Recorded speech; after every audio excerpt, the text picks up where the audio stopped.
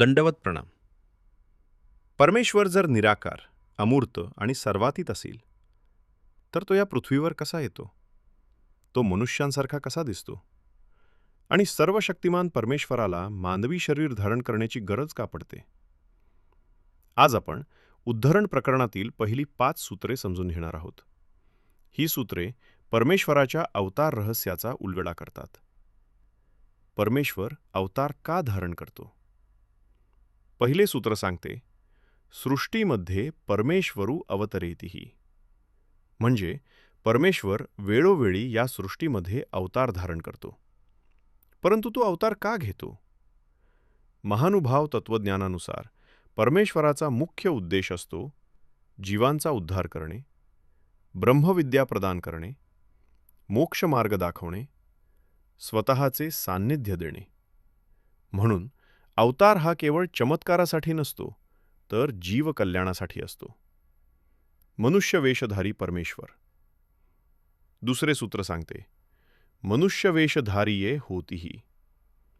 परमेश्वर जेव्हा अवतार घेतो तेव्हा तो मनुष्याचा वेश धारण करतो. तो सामान्य माणसांप्रमाणेच दिसतो. तो चालतो, बोलतो, हसतो, लोकांमध्ये राहतो. यामुळे जीवांना त्याच्याशी संवाद साधणे शक्य होते. जर परमेश्वर आपल्या मूळ दिव्य स्वरूपात प्रकट झाला तर सामान्य जीव त्याच्या जवळ जाऊ शकणार नाही. म्हणून तो मनुष्य रूप स्वीकारतो. मायेचा वेश म्हणजे काय? तिसरे सूत्र सांगते, मायावेशधारिये होतीही.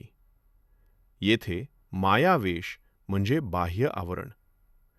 परमेश्वर स्वतः मायेच्या अधीन नसतो, परंतु जीवांमध्ये वावरण्यासाठी तो मायेचे एक आवरण धारण करतो. हे अगदी राजासारखे आहे. राजा सामान्य वेशात जनतेमध्ये फिरू शकतो, परंतु त्यामुळे त्याचे राजेपण कमी होत नाही. त्याचप्रमाणे परमेश्वर मायावेश धारण करतो, परंतु त्याचे परमेश्वरत्व कायम राहते. मायापूर म्हणजे काय? चौथे सूत्र सांगते, मायपुरधारिये होतीही. आणि पाचवे सूत्र स्पष्ट करते, माया निर्मितम पुरम मायापुरम. म्हणजे मायेने निर्माण केलेल्या शरीराला मायापूर म्हणतात. परमेश्वर जे शरीर धारण करतो ते आपल्या सामान्य कर्मबंधनयुक्त शरीरासारखे नसते. ते मायेने तयार केलेले विशेष शरीर असते. या शरीराद्वारे तो जीवांमध्ये राहतो, त्यांना उपदेश करतो आणि उद्धार कार्य करतो. अवताराचे गूढ रहस्य या 5 सूत्रांमध्ये एक अत्यंत गहन तत्वज्ञान दडलेले आहे. परमेश्वर अवतार घेतो, मनुष्य रूप धारण करतो, मायावेश स्वीकारतो, मायापूर धारण करतो, जीवांमध्ये वावरतो. परंतु या सर्वांनंतरही तो मायेच्या बंधनात अडकत नाही. तो सदैव नित्यमुक्त आणि सर्वशक्तिमानच राहतो. तात्विक संदेश. या सूत्रांचा मुख्य संदेश असा आहे, परमेश्वर जीवांपासून दूर नाही. तो जीवांच्या उद्धारासाठी स्वतः पृथ्वीवर येतो. तो मनुष्य रूप धारण करतो, जीवांच्या भाषेत बोलतो, त्यांच्या दुःखात सहभागी होतो आणि त्यांना मोक्ष मार्ग दाखवतो. हीच अवताराची खरी व्याख्या आहे. Flow to remember. ही पहिली 5 सूत्रे लक्षात ठेवण्यासाठी हे सूत्र लक्षात ठेवा. परमेश्वर अवतार घेतो, मनुष्यवेश धारण करतो, मायावेश स्वीकारतो, मायापूर धारण करतो, जीवांचा उद्धार करतो.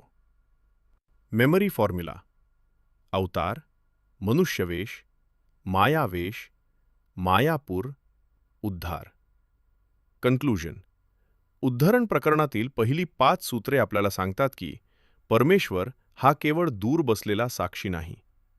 तो जीवांवर कृपा करतो, स्वतः अवतार धारण करतो, मनुष्य रूपाने पृथ्वीवर येतो आणि आपल्या सान्निध्याने जीवांना जन्ममृत्यूच्या बंधनातून मुक्त करण्याचा मार्ग दाखवतो. यामुळे अवतार हा महानुभाव तत्वज्ञानातील सर्वात महत्त्वाचा सिद्धांत ठरतो. तुम्हाला या सूत्रांमधील सर्वात गहन विचार कोणता वाटला? परमेश्वराचा अवतार, मनुष्यवेश की मायापुराचे रहस्य? तुमचे विचार कमेंटमध्ये नक्की सांगा. महानुभाव पंथाचा इतिहास, ब्रह्मविद्या आणि लीळा चरित्राचे गूढ रहस्य सोप्या भाषेत समजून घेण्यासाठी महानुभाव ज्ञानगंगा चॅनलला सबस्क्राईब करा.